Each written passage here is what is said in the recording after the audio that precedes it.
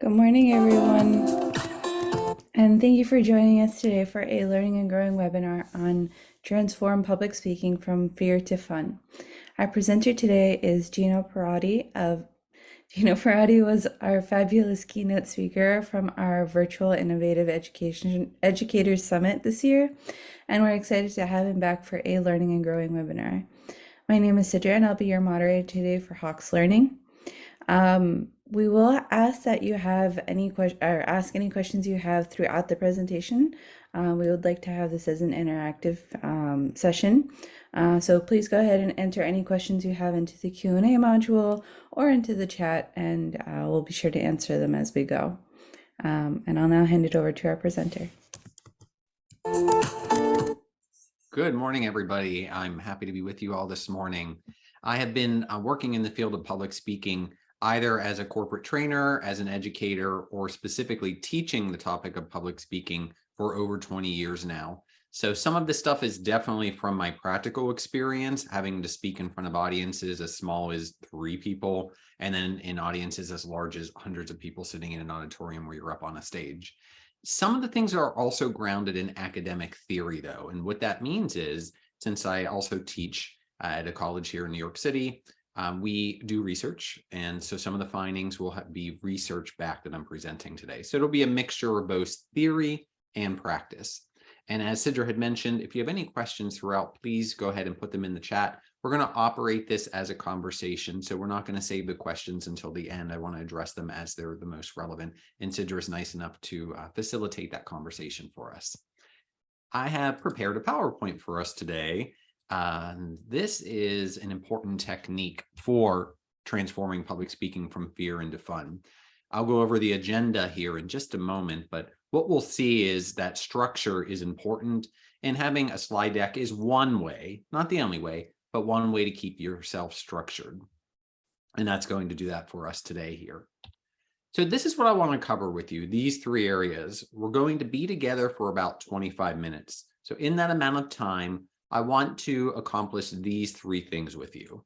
I want to talk about what actually makes something fun, since that's the title of this topic, transforming something from fear to fun.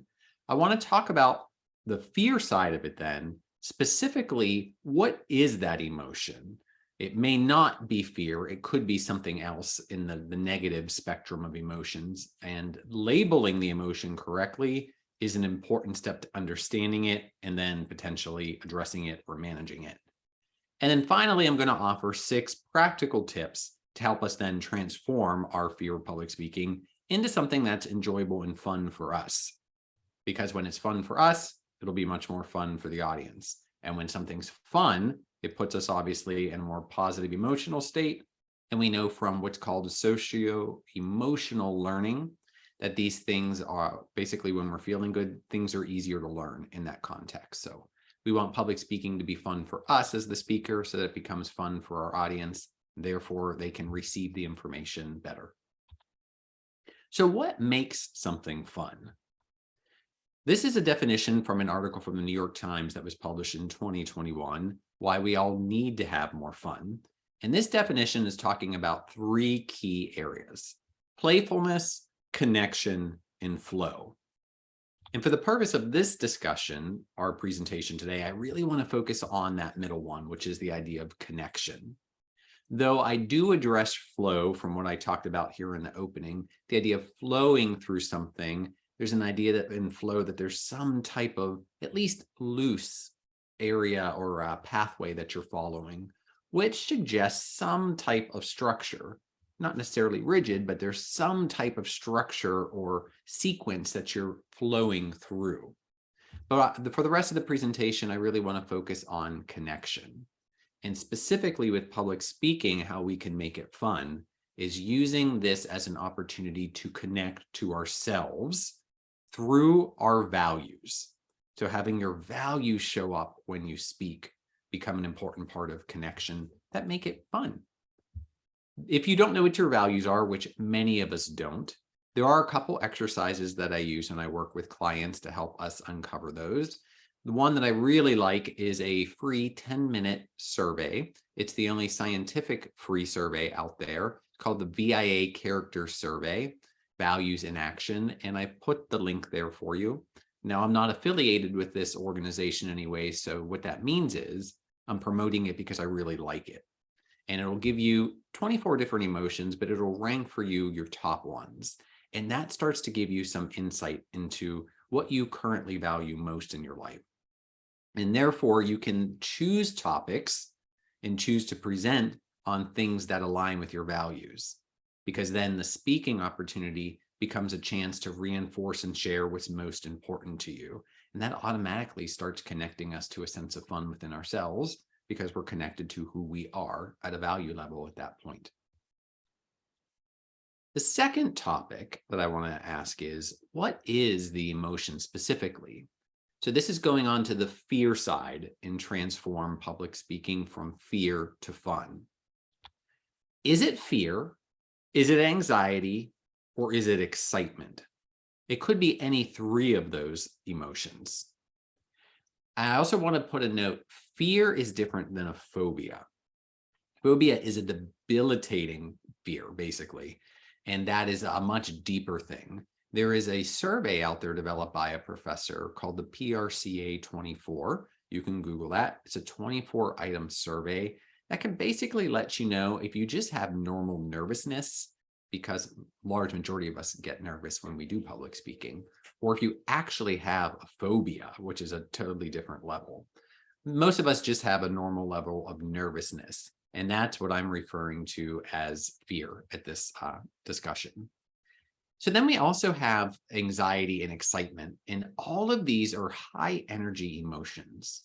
So basically what that means is that these can present within our bodies very similarly. What type of things, think about this, feel free to drop this in the chat as well. What type of things do you experience in your body? What symptoms when you are fearful, anxious, or excited? I know for me, I tend to sweat in specific places. The palms of my hands get sweaty with any of those things. My underarms get sweaty. For other people, it may manifest in shakiness in their hands or shakiness in their legs. For other people, it may be an uneasiness or shakiness in their voice. These can manifest differently for different people. But as you're starting to think about how it manifests in your body, really what the purpose of this bullet point for this topic is understanding that no matter whether it is a more negative emotion, which is the fear or anxiety, or a more positive emotion, which is excitement, in our bodies, it tends to feel very similar.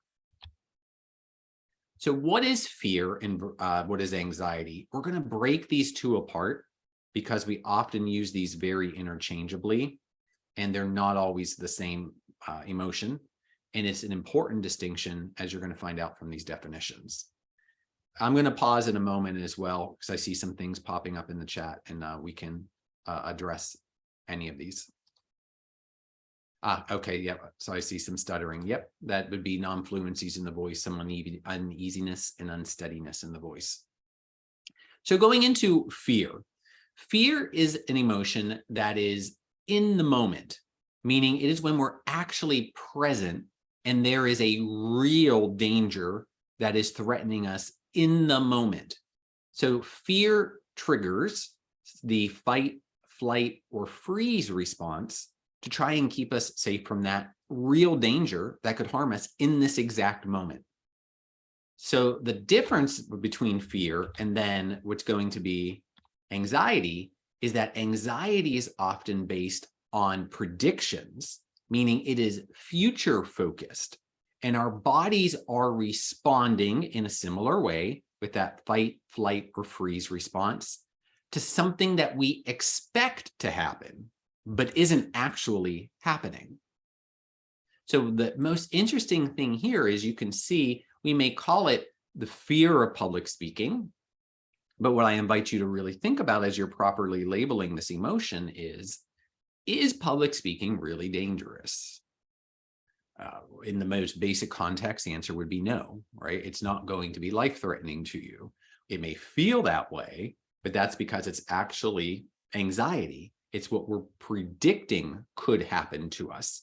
And therefore, the difference in this is instead of it being a real danger, It's an imagined danger. We're creating the danger for ourselves.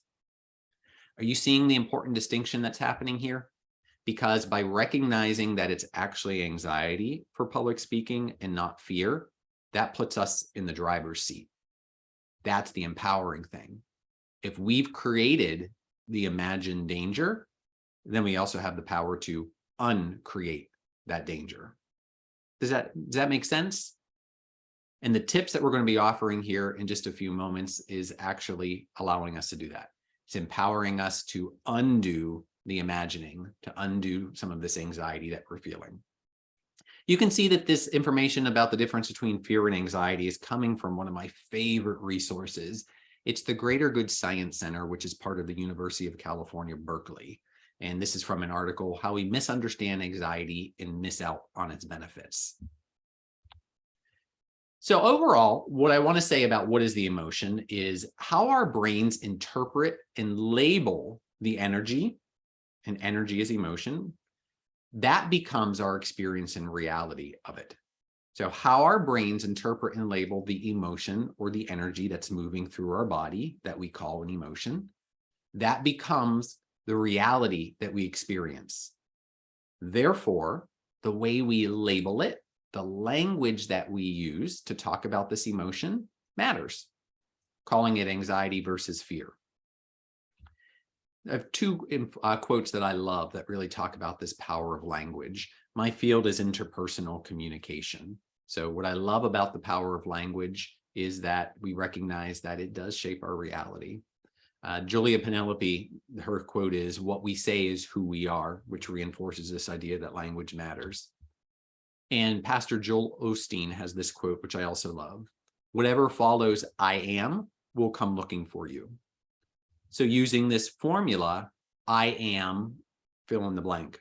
I am anxious. I am fearful. So when you state those things, there's a good chance you're actually building that reality for yourself. So what we'll see when we move on in just a moment, and as I said, I'm going to pause here to see if we have any specific questions.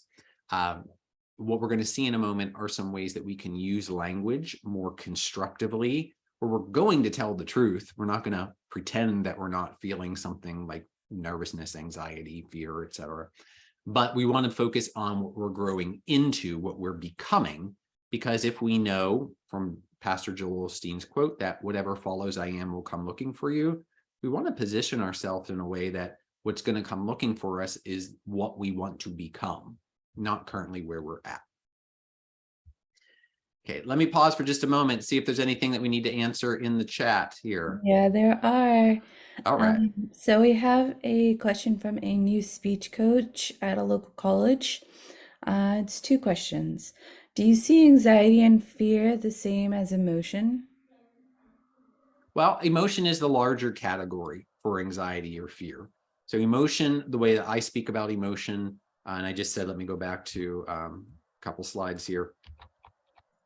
Energy is emotion when I speak about it. So recognizing that when there's an energetic change in our body, and usually it's something, the easiest way to identify it would be something really intense, the heat of anger, the heat of passion, ecstasy, these really high energy emotions.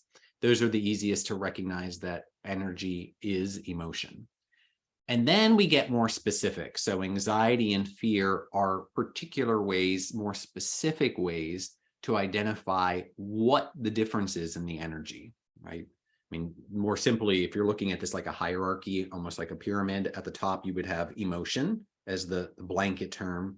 And then underneath that, you could say positive emotions, negative emotions. And then from there, we can branch those out even more specific. So in excitement, in my three emotions here on this slide, fear, anxiety, or excitement. Excitement would be under positive. Fear and anxiety, typically we would put under negative. They don't typically feel good. And then breaking those apart even more specific, like looking at fear and anxiety. So yes, the answer is they're all the same, but there are distinctions because it's a hierarchy. Let me know, feel free to put in the chat if that is enough or if you need more for that answer. Thank you so much. The part two of that question is, how do I help my students get past the mental blocks of anxiety? Yeah. One, that's where we're going to be moving into next. One, I would say they need to recognize what those are. So a bit of self-discovery. This is not the topic for today, but a technique that I like to use in my classroom is more a coaching approach. Since I do coaching as well on the side for my own business outside of academia. And the difference between teaching versus coaching is teaching tends to be us telling the students what they need to know. We're the expert giving the information, they're absorbing and then demonstrating. Coaching approach believes that the individual knows themselves better than we do. So as the coach, it's about asking the appropriate questions, almost acting like a mirror, where we are the mirror. By asking the right types of questions, we allow that person to see more deeply into themselves and make their own self-discoveries. So I said, this is not the topic for today. Maybe this is a future topic that we can do in another webinar, but it's using a coaching approach for the student to help them basically understand what their own blocks are. And then from there, we can move forward. Thank you so much. That's all Absolutely. the questions we have for now. Okay, great. So let's go ahead then and move into these specific topics, the tips rather. I have 6 tips. We talked about emotion. And in the overview for the publication of this webinar, we talked about, we said we were going to talk about emotion, mindset, and skill building. So we already talked about emotion. Here comes mindset and skill building. I have 3 tips for mindset. So the first tip is going along with reframing this. And this kind of touches upon that first, the question that was just asked. When you see something as a conversation, it allows you to shift your mindset, because a conversation becomes an interaction. An interaction, I-N-T-E-R, means there needs to be at least one other person involved, which means that the focus is not all on us as the speaker. And I have found that that tends to be, for many people, the trigger point for their feeling of anxiousness about public speaking is they're anxious about being in the spotlight, having all eyes, all ears on them. There may be an underlying fear that is related to being seen and being heard. And again, that would be the coaching approach, where that's my hypothesis based on what I understand of how anxiety works and seeing something as a conversation versus a speech. But really, it's up to that person to know their history and that experience as to whether or not they may have an underlying fear of being seen and being heard. But make it a conversation. And this is what we just chose to do with our webinar style today, in terms of doing the Q&A throughout, when the questions fall a little bit more natural, as opposed to waiting until the end and having this Q&A period. Meanwhile, there's a question from 15 minutes ago. We've already moved past that. It's no longer a natural flow to the conversation. And remember that flow was one of those 3 elements that make something fun. So when you can, structure your speech as a conversation, and perhaps even think of it as a conversation. You're speaking to an audience, you're speaking to a group of people, and you therefore may want to build in some questions with them as well throughout. The second tip to help you with mindset, and when we transform our mindset, we transform public speaking from fear to fun, is to practice positive visualization. Okay, so let me read a quote to you and introduce a book. This is a book from 1999, so it's a bit of a classic, but I do love this book because I have not seen a lot of textbooks since then take this approach. This textbook is called, let me get this in front of my camera, Communicating from the Inside Out. The authors are Barbara Bullard and Kat Carroll, Carroll. It is published by Kendall Hunt from 1999. This is on page 43. A thought about oneself, created by oneself. In other words, visualization. We're thinking about ourselves. A thought about oneself, created by oneself, generates 10 to 100 times more neuronal energy of the brain than a random thought. So let's try to translate that into some more basic English so that we really absorb that. We're talking about positive visualization here. And what this is basically saying is, when we visualize ourselves doing something, when we think about ourselves, our brain is working more. than when we just think about anything random. So that is evidence that there is more energy involved. And go back to what I said earlier, energy is emotion, or emotion is energy. Emotion is an energy in our body. So if we're generating more energy in our brain when we're thinking about ourselves, there's hypothesizing more energy involved, which would be more emotion involved. So if you're visualizing, like many of us do, the way it has been, because we're using the past to predict what the future will be, and that's not unreasonable. There is evidence that that's how our brains work, and that's how emotions work. Another quick book. This one's a newer book. It's How Emotions Are Made by Lisa Feldman Barrett, and she talks about that, of how our brains work basically on making predictions for the future. Reality is based on prediction, not just on what we're experiencing in the moment. So anyway, if most of us are visualizing based on predictions from the past, and we haven't been good at public speaking, and it has been a fearful experience, and we haven't felt good in our bodies while we're doing that, if that's what we're visualizing or expecting for the current in the future, that tends to replicate and become our reality. So this idea of mindset, or practicing positive visualization, is to interrupt that natural flow, or the way that the brain tends to work, by placing in visions, thinking about ourselves performing the way we want to perform, the way things want to be, the way we want it to turn out. So practicing positive visualization. The important thing with this is we need to know what to visualize. So as instructors and teachers in our classroom, I think this is very important to demonstrate and role model effective and fun public speaking, whether it's you doing it yourself and with additional maybe video samples or additional speakers. Also, of course, putting in a diversity of voices, a diversity of faces, so that people can see others who look like them, sound like them. And when I say sound like them, I don't just mean the sound of your voice. It's going back to that very first thing, which would be values. People can hear their values in another person's voice. That can allow us to visualize ourselves in that scenario, because now we see and hear someone who is like us on a values level, or perhaps even physically like us. And that could aid us in our own visualization. The third tip under mindset is to be other focused. And again, this is one that I see so much with people, is that their anxiety about public speaking tends to be coming from all of this internal focus. It's all about me as the public speaker. What are they going to think about me? Am I going to mess up? What if I stutter? What if my hands shake? What if I forget and I blank out? It's all this I and me language. Getting into be other focused gets you out of your head and gets you into their world. So really, another way to say this is get curious about your audience. When I'm about to go in front of my classroom, in front of the students, or live in a webinar or up on a stage, at that point, I've done the work of preparing the outline, knowing the message, practicing. It's all about them. How many people are in the audience? What do I think they're going to be interested in? What are going to be the signs I'm looking for as to whether or not they have any questions? What do they need to know from me today? What do they need to walk out with today? Do you see the difference in that language? The first one is all about me. The second one is all about them.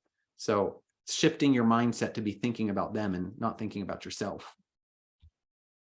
Our final 3 tips in our final few minutes here, getting into the skill building side of things. So moving from visualization into actual action, we're elevating that energy, because now you got to say it out loud, and it literally takes vibration and energy to speak it across your vocal cords. So this is going back to our Communicating from the Inside Out book on page 43 again. It says, similarly, a thought about oneself spoken out loud now is 100 to 1,000 times greater in its neuronal energy and impact on our self-concept than a random thought. So we went from visualization, thinking about ourselves generates 10 to 100 times more neuronal energy than a random thought, to now speaking that thought out loud takes it from 10 to 100, takes it to 100 to 1,000 times greater than a random thought. So you can see, as we elevate the energy from just the energy in our head to now actually have to putting have energy go outward through our voice, it is literally more energy involved, more thinking involved. So that starts to build momentum. We want to build this momentum in a positive way. So this goes back to Joel Osteen's quote, whatever follows I am will come after you, will come looking for you. So when you're practicing positive self-talk, how can we frame this in a way that will be beneficial? If you typically are anxious, you don't want to say I am anxious, even though that might be true for right now. That's not helpful. Where do we want to build? I am, feel free to fill in the blank and drop it in the chat.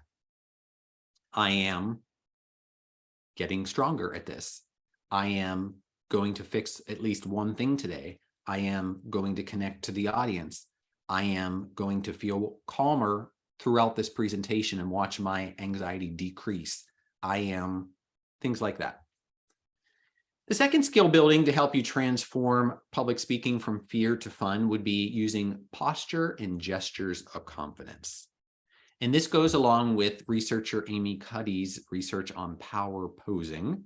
And her study has been difficult to replicate, so I will say that to my more scientifically minded people. But she did find in her study that when you do what's called a power pose, and that's holding a larger posture, so something where our arms extend out from our body versus something closed in, that when we hold this larger posture, which she calls posture of confidence, our cortisol decreases and our testosterone increases, which translates to we feel less anxious and we feel more confident. So think about how you stand in the gestures that you use in public speaking. When we're on camera like this, it's a little bit harder to use large gestures because if they're too large, they disappear off the screen and then it's not helpful for the audience. But if you're in the room, you should absolutely be using what I call outward gestures, meaning reaching beyond out from the frame of your shoulders and stand squarely with your feet underneath. If you are mimicking these postures of confidence in the way that you stand, I hypothesize, because I haven't scientifically tested it, but based off of research from Cuddy, I'm hypothesizing that that should make us look and potentially even feel more confident, look more confident to the audience, and then feel more confident. The last one, and then we'll look in the chat because I know we have more things popping up there. Good nutrition and rest. This one I just want to mention real quick. Nutrition is not my area of expertise, but a few years ago, I co-authored a blog with a friend who is a yoga expert and does some nutrition work as well. He's based out of London. And what he talks about is understanding how nutrition and rest, of course, impact your body and can make us feel either more confident or more nervous. So avoiding stimulants such as caffeine and sugar before speaking, eating a solid, healthy meal a few hours before speaking, not too soon, so that all your energy's into digesting. And of course, getting adequate rest, because if we're exhausted, it's going to be hard to show up feeling strong and confident in your body. Okay, it's time for answering any additional Q&As. So I'm actually going to stop the screen share and just talk with you here. So we have a couple of positive self-talks. Great. So they are eager, excited, and passionate. And then we have several I am statements. I am going to be a great coach. I am going to prepare my daughter for exceptional success. I am learning things that will help hundreds of young Black men. Fantastic. And why this is fantastic, of course, is this is the first step to what will become action. You're setting up for yourself through words, much more tangible visualizations. They're not just images in your head. It now has become a thing because it's an energy that now comes outside of you. So that sets up the action, basically, that will help bring those things into reality for yourself. Great. So we have a couple of questions. Do my core values change over time, or will they stay the same for my lifetime? Very good question. Core values are not like changing your underwear. So it's not something that's going to change, in the blink of an eye or over the course of a day. But over major life events, yes, we do shift. And those of us who have already aged into middle age and perhaps even older, you know that what you liked as a teen and in your 20s, it's not the same now as I'm in my 40s now. It's not the same. Certain values have shifted and changed, and yet others have stayed consistent. So yes, core values can change over time, but it's not something like changing your underwear that just, randomly happens. Usually big life shifts. So if there's things like a pandemic, definitely values have shifted because of that. Births in the family, deaths in the family, relationships, so marriages and divorces, losing jobs, starting whole new careers. Those are, big pivots in life. So when those things happen, there's a good chance that some of your core values will shift as well. Thank you. Our next question is, can culture impact our feelings towards public speaking and whether or not we find it fun or fearful? My field is interpersonal communication. So public speaking is one of the things that we teach in our field, but intercultural communication is another. And the answer is culture influences everything. A quick example that I would give of how some cultures may not find public speaking fun in general. There's something called tall poppy, Poppy, the flower, tall poppy syndrome. Feel free to Google that so you can look it up. And basically, tall poppy syndrome talks about cultures that want everybody to be at the same level. So a field of poppy flowers tends to all be at the exact same height. So in cultures that experience tall poppy syndrome, if you have one flower that's growing taller than the others, then the people work to cut that other person down to size, bring them back down to the level of everybody else. That is definitely not the culture of the United States. We tend to want to be the tall poppy. We want to be higher than everybody else and looking around down at everybody else. We're status and achievement and very individualistic culture, but some cultures are more collectivistic and you don't want to stick out from the group. So public speaking by yourself on a stage where you are an expert, having everybody listen to you, that may not be a very comfortable experience for someone who's expected to be at the level of everybody else. Thank you. Our last question is, what are examples of how we can talk kindly to ourselves that would be helpful? Be honest, but as I mentioned in the presentation, speak to what you are becoming and not to what you are. So you're going to break that pattern, that brain pattern of prediction based off of past experience. You don't want to say that you're an excellent public speaker when you're not. You don't want to be delusional here. Instead, I would pick one achievable goal. And I'll use a quick metaphor. My sport is gymnastics. I was in the sport of gymnastics for about 20 years, also used to coach at a high-level gym in Florida.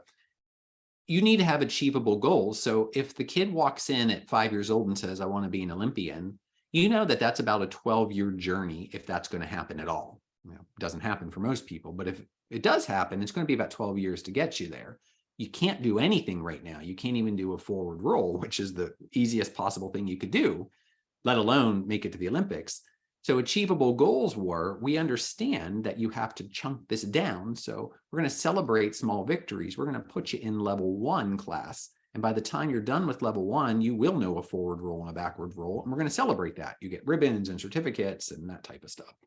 So similarly, I would use that in building in more positive language, that you're creating basically this level 1 scenario for yourself.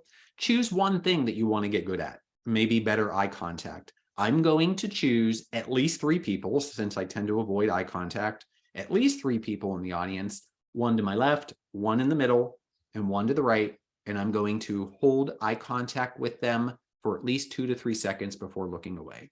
One small achievable thing will build a sense of success, which can start making you feel more positive, excited that you accomplished it, which gives you the energy to continue moving forward.